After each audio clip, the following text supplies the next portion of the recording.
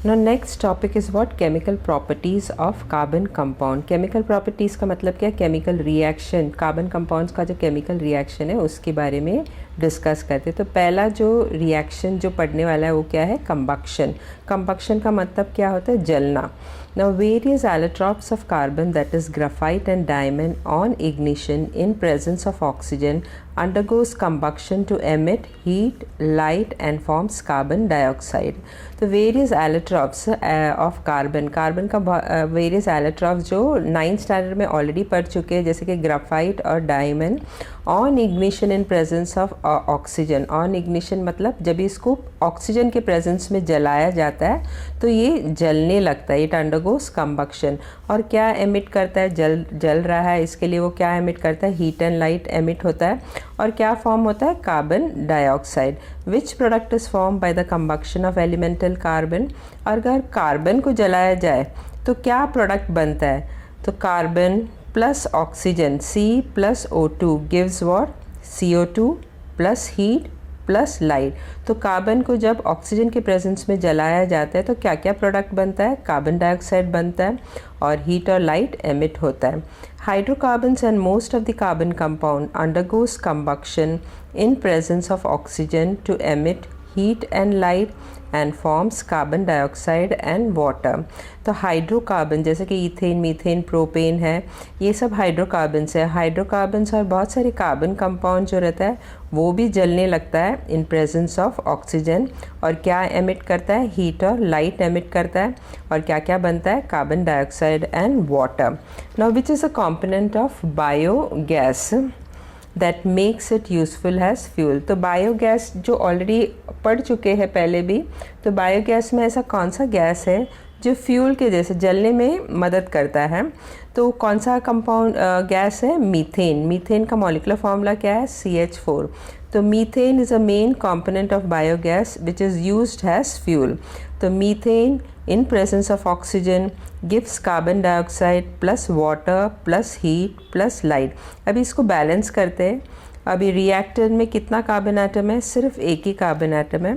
और प्रोडक्ट में कितना कार्बन एटम है? सिर्फ एक ही है। तो कार्बन इज़ ऑलरेडी बैलेंस। अभी ऑक्सीजन जो है यहाँ पे कितना है? 2 ऑक्सीजन है। और यहाँ पे कितना ऑक्सीजन है? 2 + 1, 3 oxygen is there. So let us balance that. Let us take over here 2 O2। तो 2 × 2 4 ऑक्सीजन हो गया, 4 ऑक्सीजन मॉलिक्यूल्स। यहाँ पे कितना? 3 था, so will put a 2 over here also. तो यहाँ पे 2 2s are 4, 4 atoms of oxygen है। यहाँ पे 2 है और ये 2 दोनों मिला के कितना हो गया? 4 oxygen atoms. Oxygen atoms, number of oxygen atom is balanced. अभी हाइड्रोजन, यहाँ पे कितना हाइड्रोजन है? हाइड्रोजन एटम्स है 4 एटम्स ऑफ हाइड्रोजन इज है। यहाँ पे कितना नंबर ऑफ हाइड्रोजन एटम्स है? 2 × 2 4। तो number of hydrogen atom, oxygen atom and carbon atoms are now balanced. Next one, ethanol. Ethanol का स्ट्रक्चरल फॉर्मूला क्या है? CH3 CH2 OH। ये भी ऑक्सीजन के प्रेजेंस में जलने लगता है। और क्या बनता है? Carbon dioxide, water plus heat plus light. Now let us balance the reaction. अभी यहाँ पे कितने कार्बन एटम्स है? 1 2, लेकिन प्रोडक्ट में सिर्फ एक ही कार्बन एटम है। So let us put 2 over here. So now carbon atom is, number of carbon atom is balanced. Next one we will see hydrogen atoms. Number of hydrogen atoms ज़्यादा है, तो let us consider that. यहाँ पे 3 + 2 5 + 1 6 hydrogen atoms है। और यहाँ पे सिर्फ 2 ही हाइड्रोजन एटम्स है। So we will put a 3 over here. तो 3 2s कितना हो गया? 3 2s 6। और यहाँ पे हाइड्रोजन एटम्स कितना है? 3 + 4 5 + 1 6। तो यहाँ पे भी 6 हाइड्रोजन एटम्स है और यहाँ पे भी 3 2s 6 हाइड्रोजन एटम्स है। Now let us consider oxygen. यहाँ पे 2 ऑक्सीजन है और यहाँ पे 1 है, तो टोटल मिला के कितना ऑक्सीजन है? 3। और यहाँ पे कितना ऑक्सीजन है? 2 2s 4 और प्लस 3 कितना हो गया? 5 6 7। तो 7 ऑक्सीजन एटम है, लेकिन यहाँ पे सिर्फ 3 है। So we will put a 3 over here. 3 2s 6 + 1 7। और यहाँ पे भी 2 2s 4 प्लस 3 ऑक्सीजन मिला के कितना हो गया 7 oxygen. So total number of carbon, hydrogen and oxygen atom is now balanced. Now next one of the combustible components of LPG is propane, that is C3H8. तो प्रोपेन का molecular formula क्या है C3H8. LPG मतलब घर पे जो cylinder में जो गैस रहता है वो कौन सा है LPG. और LPG में सबसे एक पर्टिकुलर कंबस्टिबल कंपोनेंट मतलब जो कंपोनेंट जलता है वो कौन सा है प्रोपेन. अभी प्रोपेन भी इन प्रेजेंस ऑफ ऑक्सीजन जलने लगता है और क्या बनता है carbon dioxide, water, heat plus light. So this is a structural formula of propane. This is propane.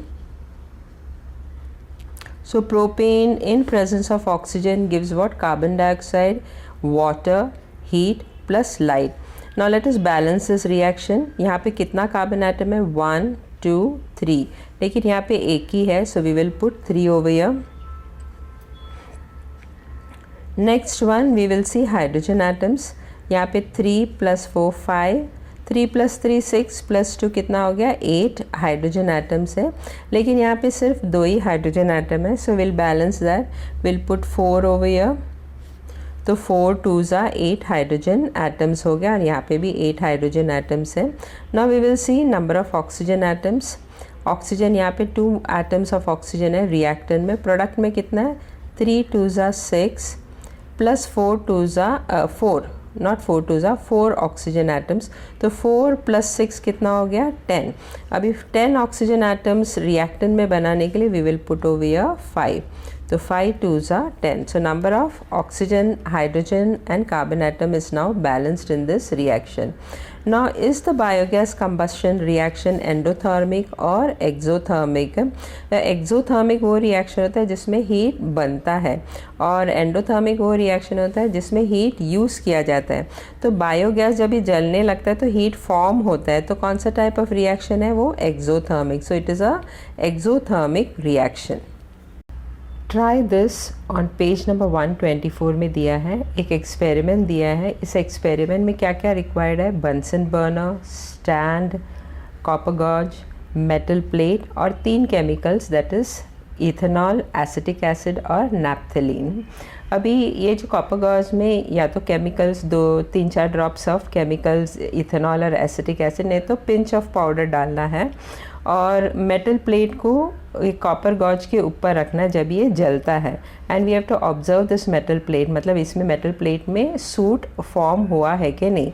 तो फर्स्ट इथेनॉल लेते हैं, put 3 or 4 drops of ethanol in copper gauze और ये जो कॉपर गॉज को फ्लेम के ऊपर रखना है. बंसन बर्नर का जो फ्लेम है ब्लू कलर में जलता है और जैसे ये केमिकल को बंसन बर्नर के ऊपर रखा जाता है और ये जब जलने लगता है तो भी ये फ्लेम जो है वो ब्लू कलर ही रहता है, क्लीन ब्लू कलर रहता है. मेटल प्लेट को थोड़ी देर इसके ऊपर रखने के बाद ऑब्जर्व द मेटल प्लेट. तो मेटल प्लेट में कोई भी सूट फॉर्म नहीं हुआ है, ब्लैक कलर का स्मोक भी फॉर्म नहीं हुआ है, इसके लिए सूट फॉर्म नहीं हुआ है. तो इथेनॉल जो है उसका जो कंडेंस्ड स्ट्रक्चरल फॉर्मूला क्या है CH3CH2OH. और if you observe the structural formula, अगर इथेनॉल का स्ट्रक्चरल फार्मूला में ऑब्जर्व करेंगे तो कार्बन और कार्बन के बीच में सिंगल बॉन्ड है, डबल बॉन्ड नहीं है. कार्बन और कार्बन के बीच में सिंगल बॉन्ड है तो ये सैचुरेटेड कार्बन कंपाउंड हो गया. So between 2 carbon atom there is a single bond. तो कार्बन कार्बन एटम के बीच में सिंगल बॉन्ड है इसीलिए इसको सैचुरेटेड कार्बन कंपाउंड बोलते हैं. It Burns with a clean blue flame. It burns with a clean blue flame. There is no soot on the metal plate. तो metal plate में when you observe during the combustion, जब ये combustion हो रहा है जल रहा रहता है, मेटल प्लेट उसके ऊपर रखा गया था और थोड़ी देर के बाद जब मेटल प्लेट को ऑब्जर्व किया तो उसमें कोई भी सूट फॉर्म नहीं हुआ था. Next we will take acetic acid. Acetic acid का 3-4 ड्रॉप्स कॉपर गॉज के ऊपर रखना है. उसके बाद एक कॉपर गॉज को फ्लेम के ऊपर रखना है. यू विल ऑब्जर्व जब ये जलता है एसिटिक एसिड तो जो फ्लेम है वो क्लीन ब्लू फ्लेम ही रहता है. मेटल प्लेट को इसके ऊपर थोड़ी देर रखना है. थोड़ी देर के बाद जब मेटल प्लेट ऑब्जर्व करेंगे तो इसमें भी सूट फॉर्म नहीं हुआ है। तो एसिटिक एसिड का मॉलिक्यूलर फॉर्मूला क्या है, CH3COOH। सिंस इसका जो स्ट्रक्चरल फॉर्मूला ये है, तो कार्बन और कार्बन के एटम के बीच में there is a single bond, don't see this double bond. Carbon और कार्बन के बीच का जो बॉन्ड है वही ऑब्जर्व करना है। तो कार्बन और कार्बन के बीच में कौन सा टाइप ऑफ बॉन्ड है, सिंगल बॉन्ड है। So between two carbon atom there is a single bond. तो ये कौन सा टाइप ऑफ कंपाउंड हो गया, saturated carbon compound. So whenever there is a single bond, ये दोनों में कार्बन कार्बन के बीच में सिंगल बॉन्ड था, तो ये दोनों भी सैचुरेटेड कार्बन कंपाउंड है। तो कौन सा फ्लेम फॉर्म होता है जब ये जलने लगता है, it burns with a clean blue flame. So there is no soot on the metal plate. तो जब भी सैचुरेटेड कार्बन कंपाउंड्स को अंडरगोज कंबक्शन, तो फ्लेम का कलर कौन सा रहता है, ब्लू कलर रहता है, और सूट भी फॉर्म नहीं होता है। सैचुरेटेड कार्बन कंपाउंड्स में कार्बन कार्बन के बीच में सिंगल बॉन्ड रहता है। Now we will take naphthalene.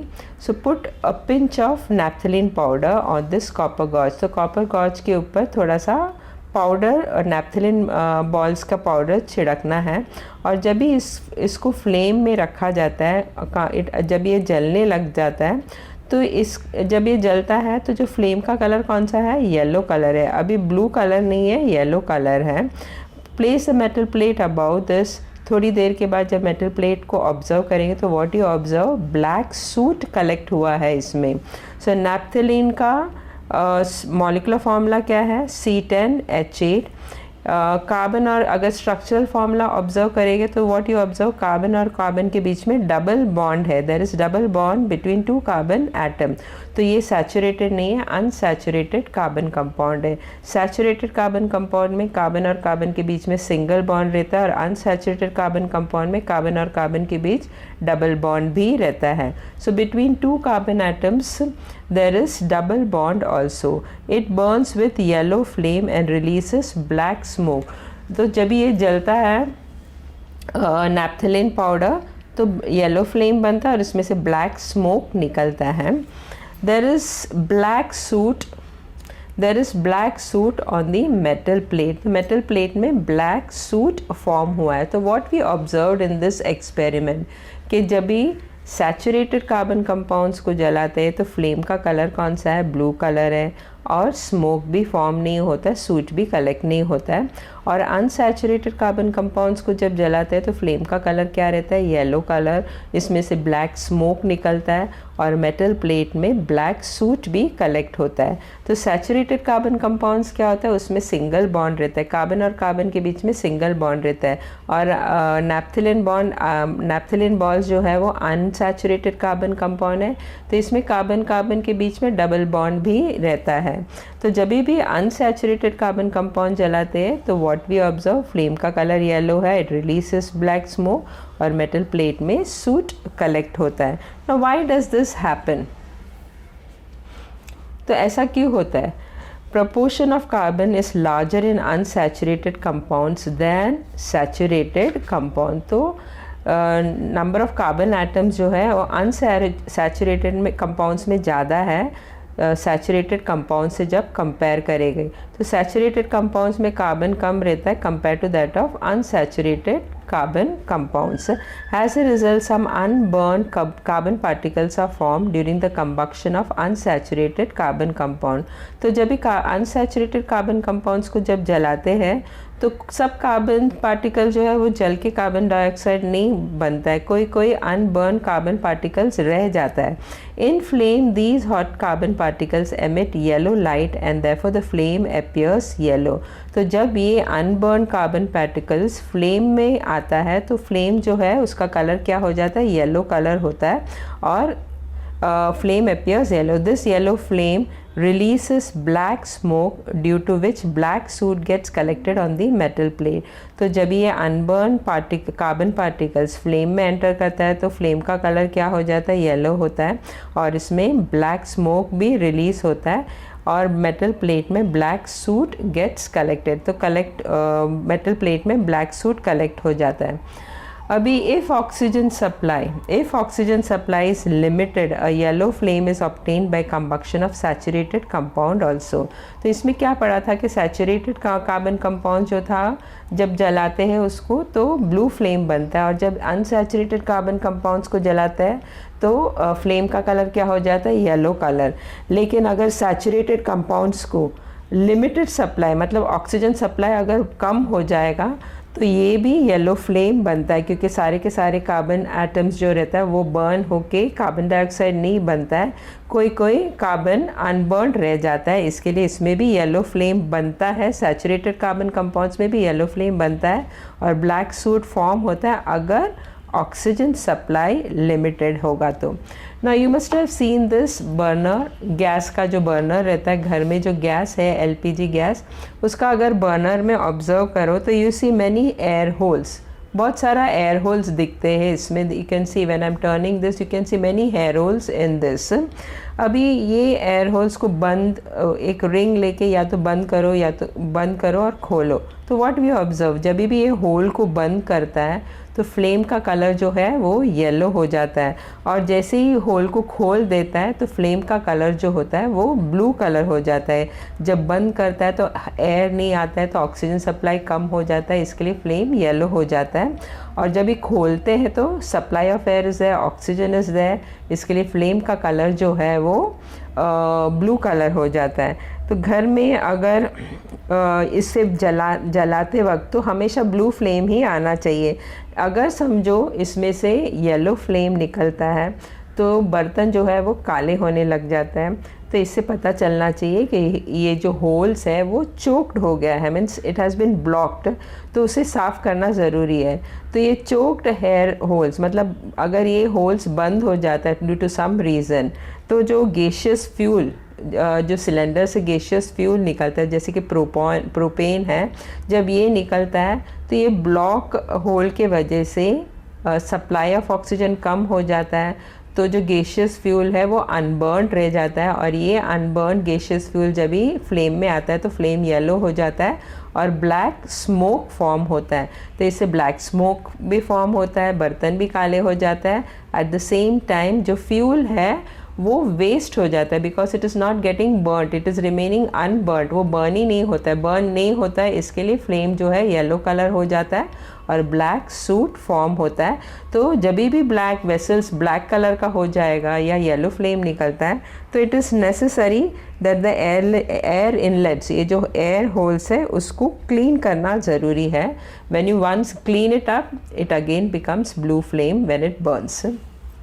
The second chemical property of carbon compound is what? Oxidation। तो जो second chemical reaction जिस carbon compound के बारे में जिसके बारे में डिस्कस करने वाला है वो क्या है? Oxidation। Carbon compound starts burning by combining easily with oxygen in the air when ignited in air।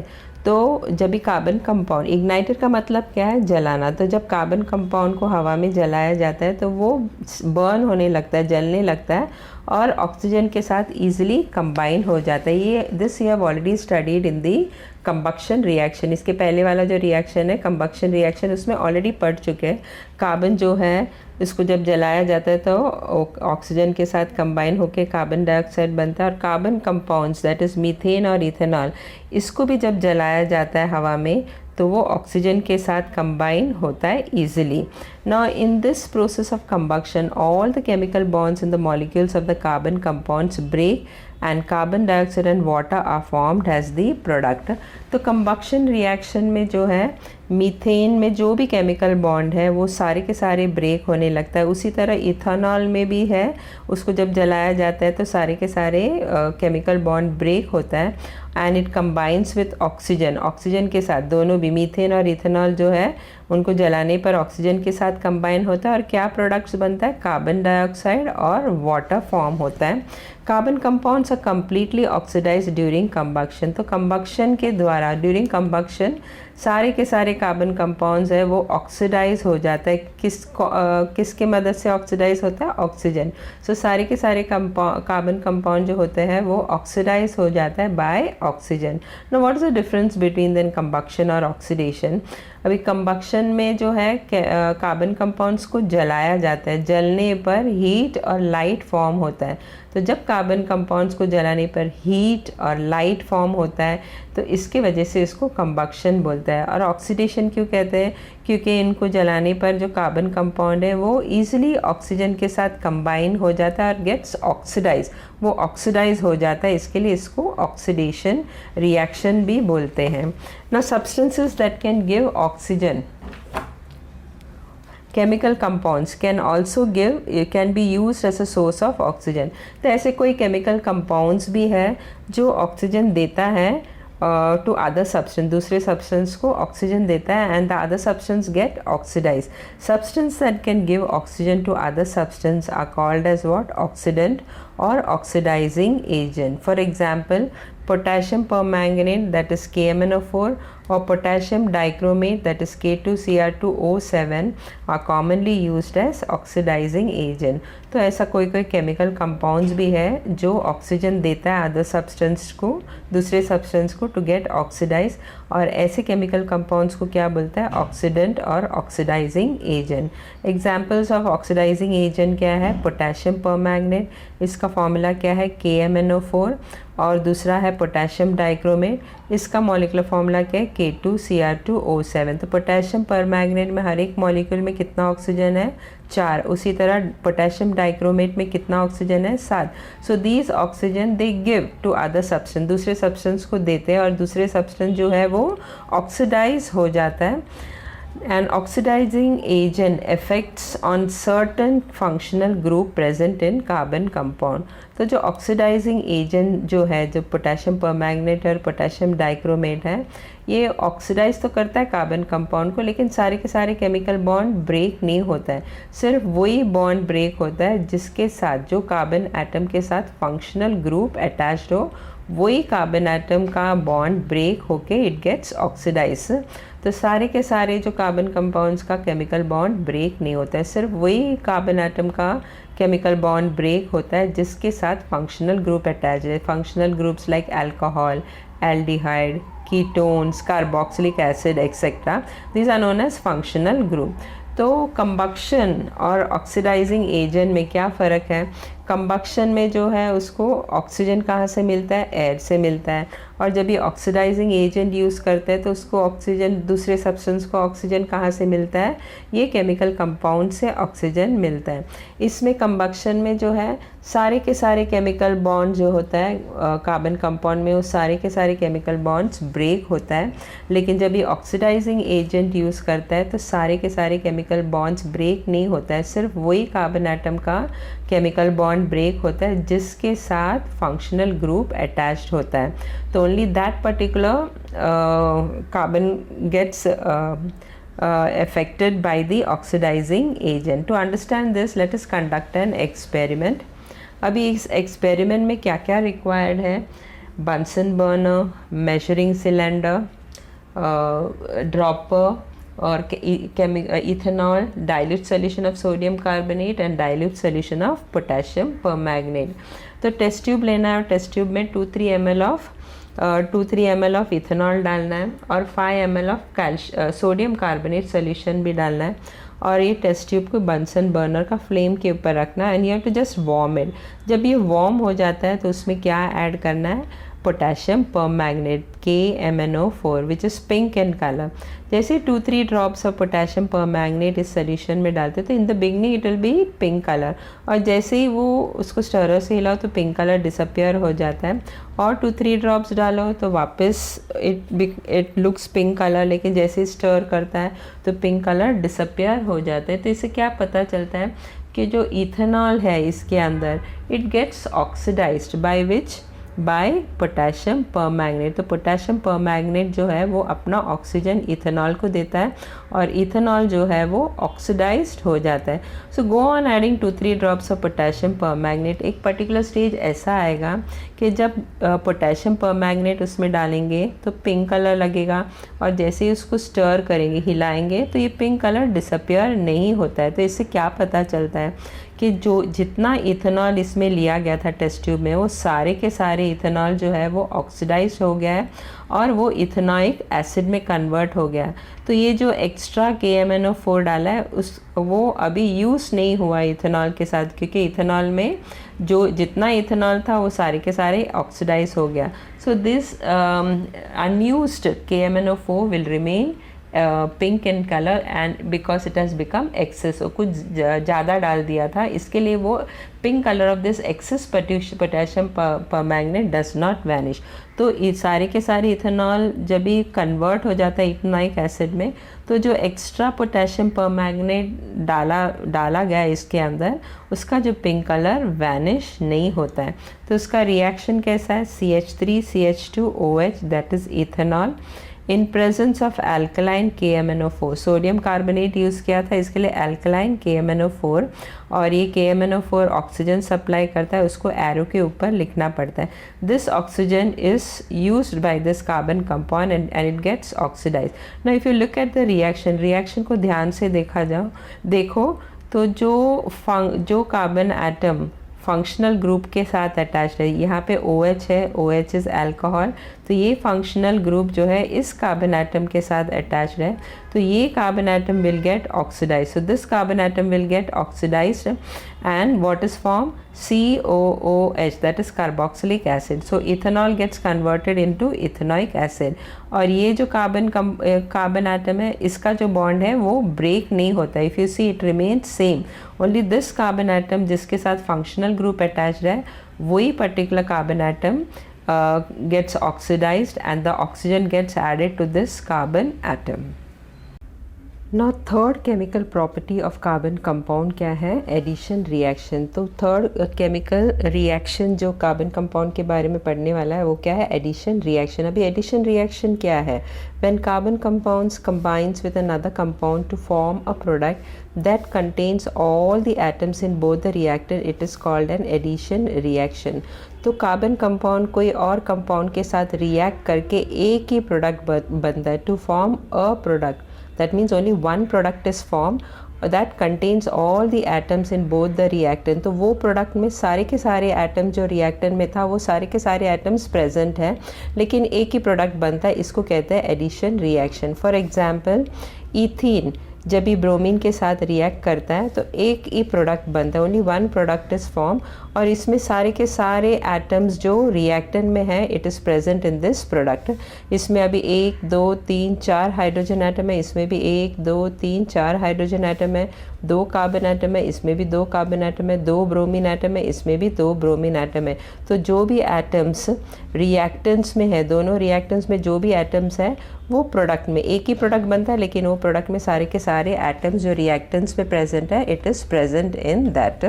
Unsaturated compounds contain multiple bonds, has their functional group. They undergo addition reaction to form saturated compound has the product. तो इस reaction में जो starting में ethane जो reactant ethene था उसमें double bond था, तो ये अनसैचुरेटेड कार्बन कंपाउंड हो गया।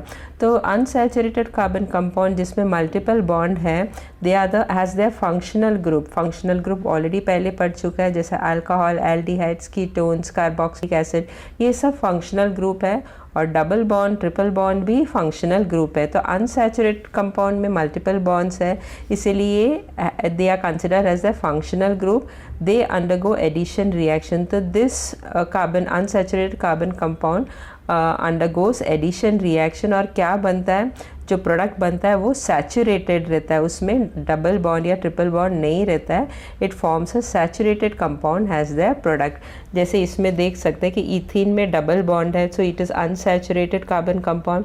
जब ईथीन ब्रोमीन के साथ रिएक्ट होता है तो एक ही प्रोडक्ट बनता है, लेकिन वो प्रोडक्ट में डबल बॉन्ड नहीं है, सिर्फ सिंगल बॉन्ड है। सिंगल बॉन्ड का मतलब क्या है, ये सैचुरेटेड कार्बन कंपाउंड है, और सारे के सारे एटम्स जो रिएक्टेंट में प्रेजेंट है it is also present in this product. You can see this reaction over here also. ये इथीन है, इथीन में डबल बॉन्ड है, और bromine Br2 is present. One bromine जो है वो ये कार्बन एटम के साथ अटैच होता है, और दूसरा ब्रोमीन जो है वो ये कार्बन एटम के साथ अटैच हो जाता है। तो एक ब्रोमीन इधर आता है और एक ब्रोमीन इधर आता है और double bond becomes a single bond. तो unsaturated carbon compound gets converted into saturated carbon compound in addition reaction. Let us conduct an experiment which is given in page number 125.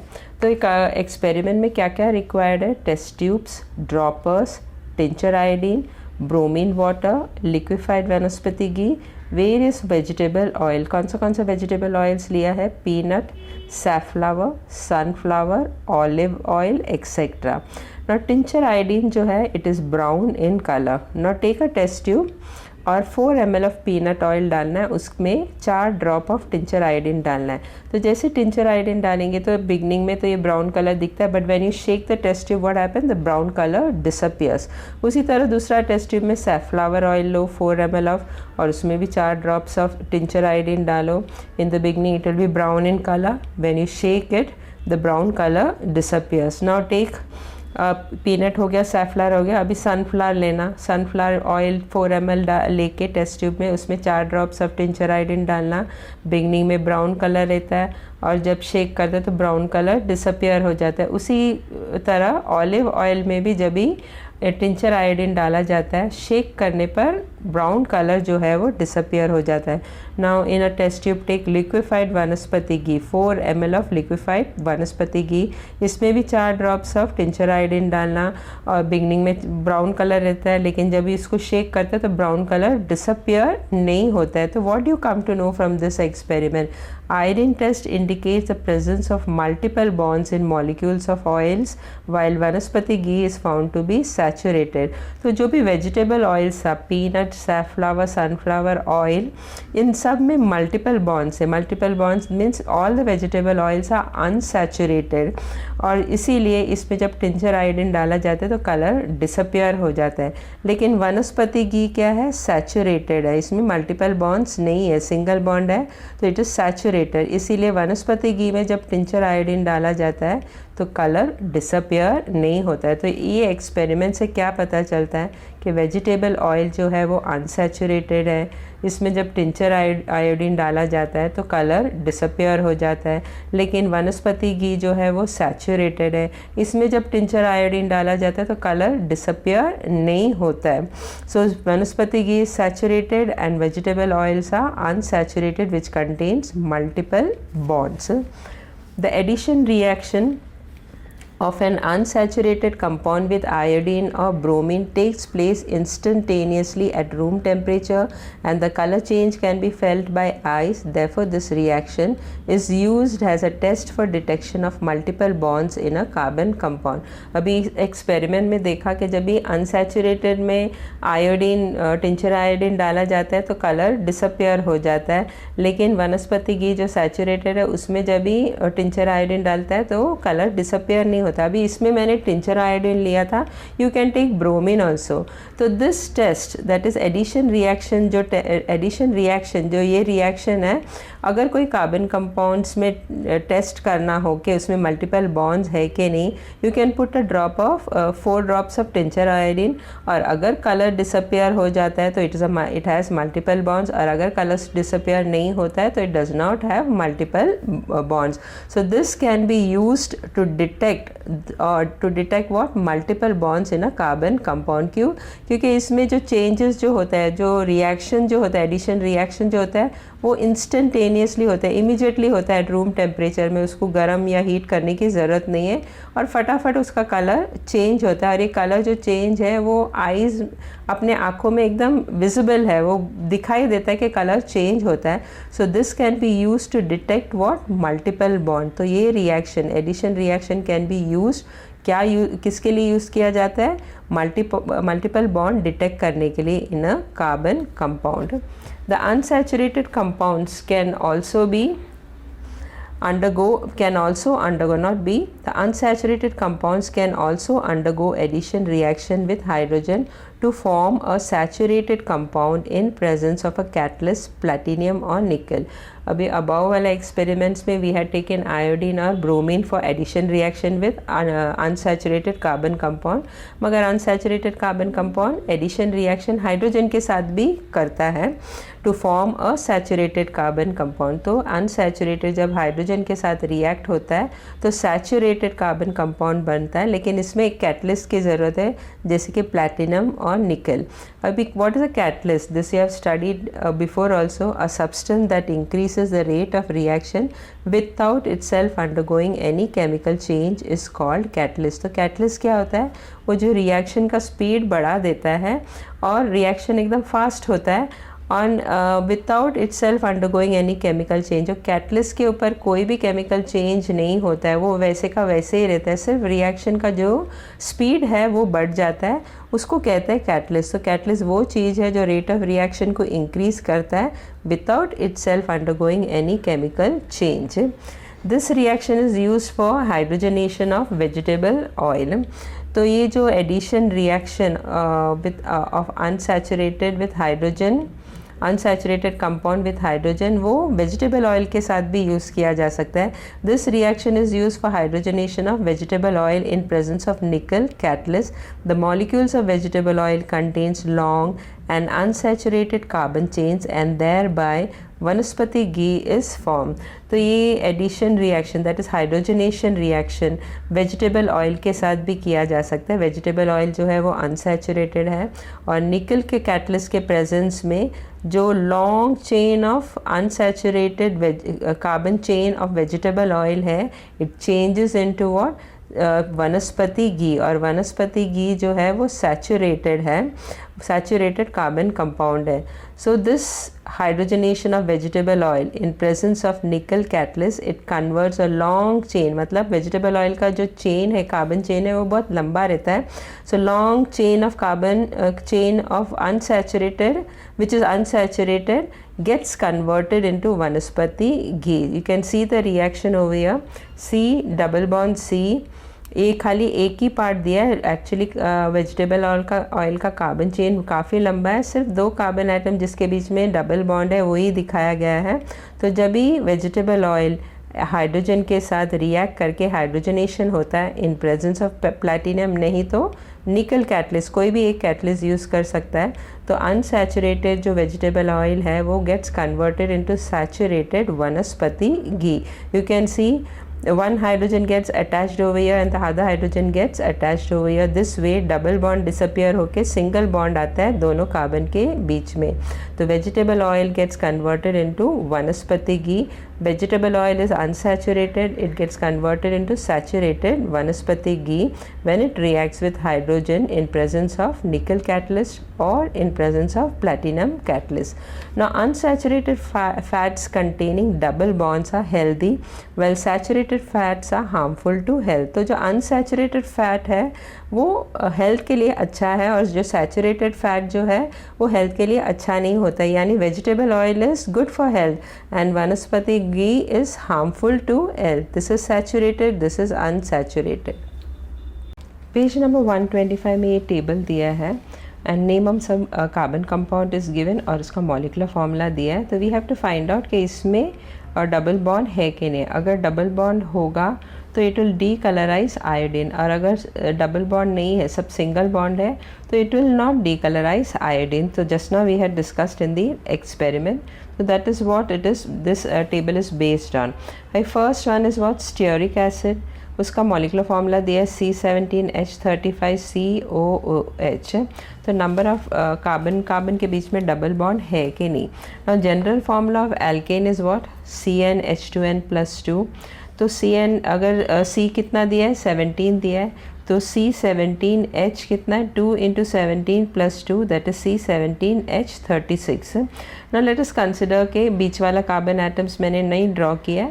Let us consider के total number of carbon atoms 17 है और ये last वाला carbon atom में concentrate करो तो total hydrogen कितना रहना चाहिए? 36। तो इसमें टोटल हाइड्रोजन 36 रहेगा, लेकिन इसमें क्या दिया है? 35, यानी एक हाइड्रोजन कम है। तो ये जो लास्ट वाला हाइड्रोजन है वो निकल जाएगा बिकॉज उसके जगह में एक फंक्शनल ग्रुप आएगा, क्या है वो, COOH। तो COOH आ गया, इसके लिए एक हाइड्रोजन कम हो गया, दैट इज़ वाई H35 है, लेकिन बॉन्ड्स कितना है, सब सिंगल बॉन्ड ही है। तो will it decolourise, so there is no double bond over here, 0 double bonds आता है। Will it decolorize iodine? No, it will not decolorize iodine. क्यों? क्योंकि ये saturated carbon compound है। Next one, oleic acid, general formula of alkene same, CnH2n+2 है, C17H2 into 17+2 that is C17H36, यानी इसमें भी 36 हाइड्रोजन एटम रहना चाहिए, लेकिन इसमें कार्बो फंक्शनल ग्रुप COOH है, तो एक हाइड्रोजन निकल जाएगा और उसके जगह में क्या आएगा, COOH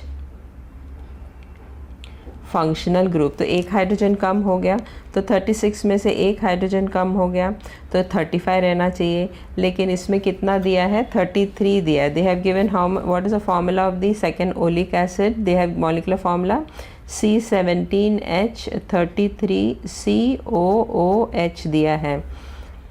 तो यानी एक हाइड्रोजन निकल गया, तो 36 में से एक हाइड्रोजन निकल गया तो 35 रहना चाहिए, लेकिन यहाँ पे 33 है, यानी इसमें डबल बॉन्ड रहेगा। अगर समझो इन दोनों कार्बन एटम के बीच में डबल बॉन्ड है, तो डबल बॉन्ड रहेगा तो और 2 हाइड्रोजन एटम कम हो जाता है, सो 2 hydrogen atom will reduce now. अभी 35 में से और 2 हाइड्रोजन एटम निकाल दो तो कितना बचा, 33। तो in this compound that is an oleic acid, एक डबल बॉन्ड है बिटवीन कार्बन एंड कार्बन, तो एक डबल बॉन्ड है। Will it decolourise iodine? Yes, it will decolorize iodine. Why? Because there is a double bond. Next one is what? Palmitic acid. और प्लामेटिक acid का formula क्या दिया है, C15H31COOH। तो C15H31COOH। Now again alkene का general formula क्या है, CnH2n+2, यानी C15H2 into 15+2 that will become how much, 15 into 2 is 30, 30 plus 2 is how much, 32, यानी इसमें टोटल हाइड्रोजन एटम्स कितना रहना चाहिए, 32, लेकिन इसमें कितना दिया है, सिर्फ 31 दिया है। तो एक हाइड्रोजन एटम जो है it has been replaced by what, functional group COOH। Therefore एक हाइड्रोजन कम हो जाता है, तो 32 में से एक हाइड्रोजन कम हो गया तो C15H31COOH आया। So is there a double bond over here? No, there is no double bond over here, तो 0 double bond. Will it decolorize iodine? No, it will not decolorize iodine because it is there is no double bond in this. Now last one, what they have given, linoleic acid, और इसका molecular formula क्या दिया है, C17H31COOH। तो C17H31COOH। ना alkene का general formula क्या है, CnH2n+2, यानी C17H17 into 2 plus 2 that will be what, C17H36, यानी इसमें हाइड्रोजन एटम 36 रहना चाहिए, लेकिन इसमें कितना दिया है, सिर्फ 31 दिया है। एक hydrogen atom has been replaced by COOH, और इसमें और डबल बॉन्ड रहेगा। अगर डबल बॉन्ड रहेगा तो ये 2 हाइड्रोजन एटम भी निकल जाएगा, so this 2 hydrogen atom will go away. तो अभी 36 में से कितना हाइड्रोजन गया, 1 2 3, तो 36 में से 3 हाइड्रोजन गया तो 33 होना चाहिए, लेकिन इधर 31 दिया है, यानी और एक डबल बॉन्ड रहेगा और उसका भी hydrogen atom will disappear. Why? Because there is a double bond. तो 2 हाइड्रोजन एटम यहाँ से भी निकल गया, 2 हाइड्रोजन एटम यहाँ से भी निकल गया, तो टोटल कितना हो गया, 1 2 3 4, और एक हाइड्रोजन रिप्लेस किया गया फंक्शनल ग्रुप COOH से। सो टोटल कितना निकल गया, 5 हाइड्रोजन एटम। तो 36 में से 5 हाइड्रोजन एटम निकल गया, तो what is a molecular formula, अभी कितना हाइड्रोजन एटम बचा, 31। So in this that is linoleic acid में कितना डबल बॉन्ड है, 2 डबल बॉन्ड है। इसके लिए कितने हाइड्रोजन निकल गया था, इसमें से 1 2 3 4 और 5, 36 में से 5 निकल जाएगा तो बचा कितना hydrogen atom, 31। So here it is written H31।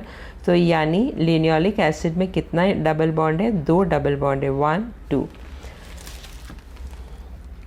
Will it decolorize iodine? Yes, it will decolorize iodine.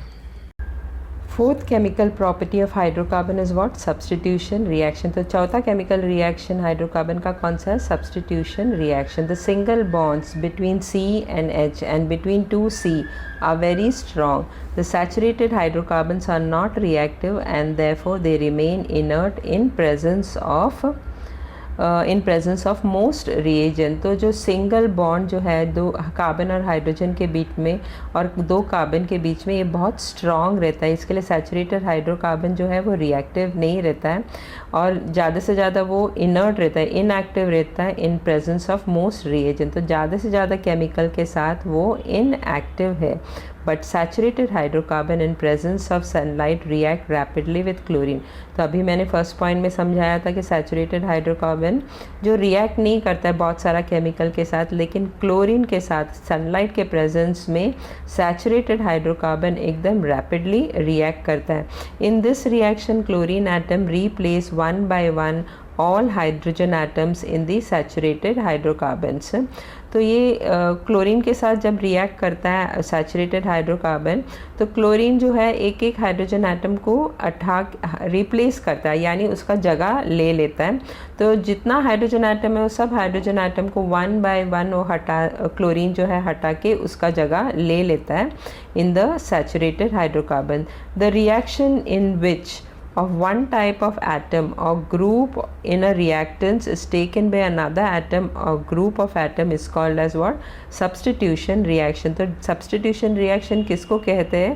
जो रिएक्शन में एक एटम या ग्रुप ऑफ एटम रिएक्टेंट में जो रहता है उसको हटा के उसके जगह में एक दूसरा एटम या ग्रुप ऑफ एटम आता है, तो ऐसे रिएक्शन को सब्सटीट्यूशन रिएक्शन कहते हैं. For example chlorination of methane is a substitution reaction which gives 4 products. तो मीथेन जो है वो क्लोरीन के साथ रिएक्ट करता है इन प्रेजेंस ऑफ सनलाइट और इसको सब्सटीट्यूशन रिएक्शन करता है और कितना प्रोडक्ट्स बनता है? 4 products are formed. Now the first one, here I have drawn structural formula. Draw करके भी मैंने रिएक्शन बताया और वही रिएक्शन का मॉलिकुलर फार्मूला भी यूज़ करके बताया है. तो कार्बन जो है, मीथेन में जो कार्बन है वो 4 हाइड्रोजन एटम के साथ बॉन्डेड है. जब भी ये क्लोरीन के साथ रिएक्ट करता है इन प्रेजेंस ऑफ सनलाइट, तो दो क्लोरीन एटम्स रहता है which is bonded to each other. तो जब भी वो सनलाइट के प्रेजेंस में मीथेन के साथ रिएक्ट करता है तो एक हाइड्रोजन हट जाता है और क्लोरीन उसके जगह में आता है और हाइड्रोजन क्लोरीन के जगह में जाता है. तो यानी जगह अदली बदली होता है. क्लोरीन हाइड्रोजन के जगह में आ जाता है और हाइड्रोजन जो है वो क्लोरीन के जगह में आता है. अभी सनलाइट में रिएक्ट करने के बाद क्या हो जाता है? CH3 बनता है और एक Cl. तो एक हाइड्रोजन रिप्लेस करके क्लोरीन उधर आ जाता है और दूसरा जो हाइड्रोजन रिप्लेस किया था क्लोरीन ने वो हाइड्रोजन Cl के साथ कंबाइन होके HCl बनता है. तो CH4 plus Cl2 in presence of sunlight gives what? CH3Cl plus HCl. अभी ये रिएक्शन यहाँ पे स्टॉप नहीं होता है, the reaction goes on further. तो ये जो CH3Cl है, क्लोरोमीथेन जो है, it again reacts with chlorine in presence of sunlight. Now this hydrogen atom will be replaced और ये हाइड्रोजन एटम इधर आता है और क्लोरीन उसके जगह में जाता है. अभी 2 क्लोरीन एटम हो जाएगा. You can see over here 2 chlorine atoms are there and 2 hydrogen atom is there. So CH3Cl plus Cl2 in presence of sunlight, what we get? CH2Cl2 plus HCl. Now this reaction doesn't stop over here. It again continues and reacts with chlorine in presence of sunlight. तो जो dichloromethane जो है, dichloromethane again reacts with chlorine in presence of sunlight.